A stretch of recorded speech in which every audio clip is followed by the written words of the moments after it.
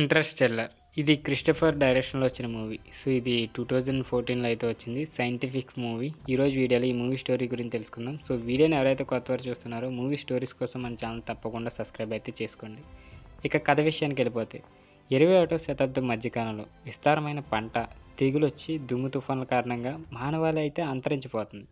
Joseph Cooper వితంతువైన మాజీ NASA test pilot ఒక రైతుగా పనిచేస్తాడు. అతని మామ డొనాల్డ్‌తో పాటు అతని పిల్లలు మార్ఫ్, ఇంకా టామ్‌లను పెంచుతున్నాడు.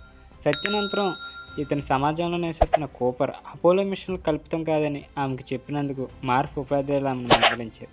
సో, ధూళి తుఫాన్ సమయంలో మార్ఫ్ గదిలోని ధూళి నమూనాలను ఆ మొదటి దెయ్యానికి ఆపాదించింది. గురుత్వాకర్షణ క్రమరాహిత్యం వల్ల ఏర్పడిందని, భౌగోళిక కోఆర్డినేట్లుగా అనుమతించబడుతుందని ఇద్దరూ కనుగొంటారు. ఇవి వారిని ప్రొఫెసర్ జాన్ బ్రాండ్ నేతృత్వంలో రహస్య నాసా సదుపాయానికి దారితీశాయి.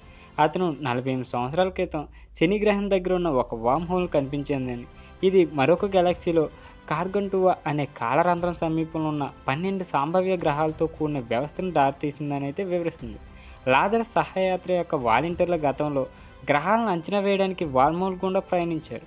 మిల్లర్, ఎడ్మండ్స్ అండ్ మాన్ ఆశించదగిన ఫలితాలు తిరిగి నివేదించారు. సో, 5,000 ఘనీభవించిన పిండాలలో నివాసయోగ్యమైన గ్రహాన్ని వలసరాజ్యం చేయడం మానవాళి మనుగడను నిర్ధారించే లక్ష్యంలో భాగంగా వామ్మోల్ ద్వారా ఎండ్యూరెన్స్ని హోమనౌక పైలట్గా అయితే చేయబడని కూపర్ చేర్చబడ్డాడు. ఇంతలో ప్రొఫెసర్ బ్రాండ్ ఒక గురుత్వాకర్షణ సమీకరణాన్ని పరిష్కరించడంలో తన పనిని అయితే కొనసాగిస్తాడు. దీని పరిష్కారం భూమి నుండి సామూహిక ఎక్సోడస్ కోసం అంతరిక్ష నౌకను నిర్మించడాన్ని సాధించేస్తుంది. కూపర్ మర్ఫీ కోర్కు వ్యతిరేకంగా అంగీకరించాడు. తిరిగి వస్తానని ప్రతిజ్ఞ అయితే చేస్తాడు ఆమె కూతురికి. ఆమె అతను చూడడానికి నిరాకరించినప్పుడు, అతను తిరిగి వచ్చినప్పుడు వారి సంబంధిత సమయాన్ని పోల్చడానికి అతను తన చేతి గడియారాన్ని ఆమెకి వదిలేస్తాడు.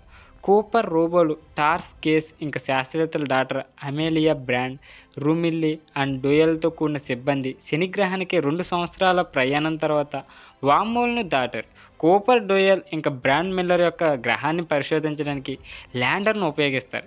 ఇక్కడ సమయం తీవ్రంగా అయితే విస్తరిస్తుంది.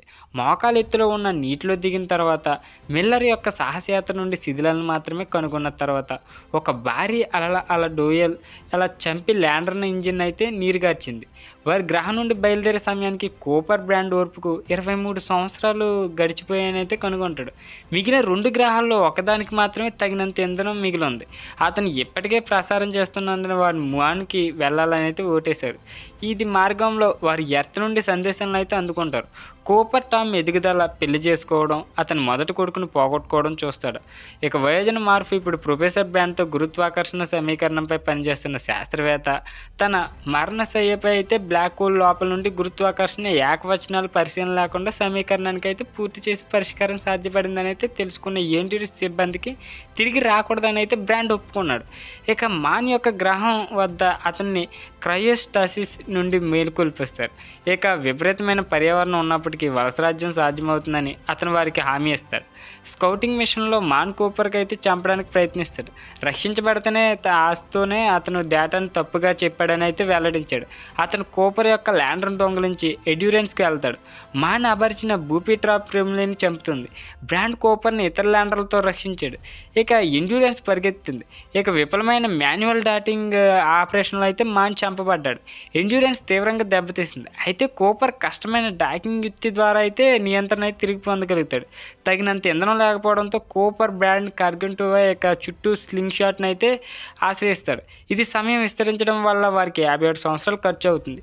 ఈ ప్రక్రియలో బ్రాండ్ కేసు అడ్మినిస్ట్రేషన్ గ్రహానికి చేరుకోవడానికి వీలుగా కూపర్ టార్స్ తన ల్యాడర్ను ఎండ్యూరెన్స్కి తేలిగ్గా మార్చాడు. ఇక కార్గంటువా యొక్క ఈవెంట్ హరిజోన్లో పడి తమ క్రాఫ్ట్ నుండి బయటికి వెళ్లే క్షణాల్లో మార్ఫ్ బెడ్రూమ్ యొక్క అనంతమైన కాపీలతో రూపొందించబడిన ట్రెక్స్టాట్లో అయితే తనను కనుగొంటారు. కూపర్ ట్రెక్స్టాట్ను భవిష్యత్తులో అభివృద్ధి చెందిన మానవులు నిర్మించాడని అయితే ఊహిస్తాడు. ఎల్లప్పుడూ మార్ఫ్ యొక్క దెయ్యమని తెలుసుకుంటాడు. అతను బయలుదేరే ముందు ఇతనికి చేతి గడియారం యొక్క సెకండ్ హ్యాండ్ను మార్చడానికి మూర్స్ కోడ్ను అయితే ఉపయోగిస్తాడు. ఇక టార్చ్ సేకరించిన డేటాను మర్ఫీకి ఇచ్చాడు. ఇది బ్రాండ్ యొక్క పరిష్కారాన్ని అయితే పూర్తి చేయడానికి ఆమె అనుమతిస్తుంది. టెలికాస్ట్ దాని ఉద్దేశం నెరవేరుతుంది. కూపర్ టార్చ్ కూలిపోతుంది, బయటికి పంపుతుంది. కూపర్ అంటే శనిగ్రహం చుట్టూ తిరుగుతున్న భారీ స్టేషన్లో మేల్కొంటాడు. అతను ఇప్పుడు ఆమె మరణశయ్యపై ఉన్న మార్పుతో తిరిగి కలుస్తాడు. అతను బ్రాండ్ని వెతకమని అతనికి చెప్పాడు. ఇక అడ్వెంట్ నివాసయోగ్యమైన గ్రహమైనైతే మానవ కాలనీగా ఏర్పాటు చేస్తున్న బ్రాండ్ కేసులో మళ్ళీ చేరడానికి కూపర్ టార్చ్ ఒక అంతరిక్ష నౌకను అయితే తీసుకుంటాడు. సో ఇది ఈ మూవీ స్టోరీ.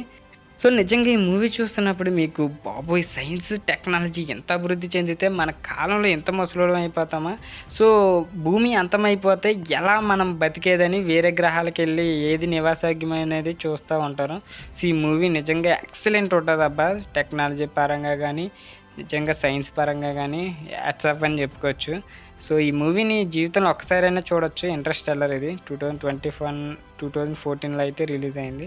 సో ఒకసారి అయితే చూడండి, మీకు అవైలబుల్ అయితే కొన్ని ఆటలో ఉన్నాయి. సో ఒకసారి చెక్ చేసుకోండి. వీడియోని ఇక్కడితే ఎండ్ చేస్తున్నా. వీడియో నచ్చినట్లయితే తప్పకుండా లైక్ చేయండి. ఇలాంటి మూవీ స్టోరీస్ కోసం మన ఛానల్ తప్పకుండా సబ్స్క్రైబ్ అయితే చేసుకోండి అబ్బా.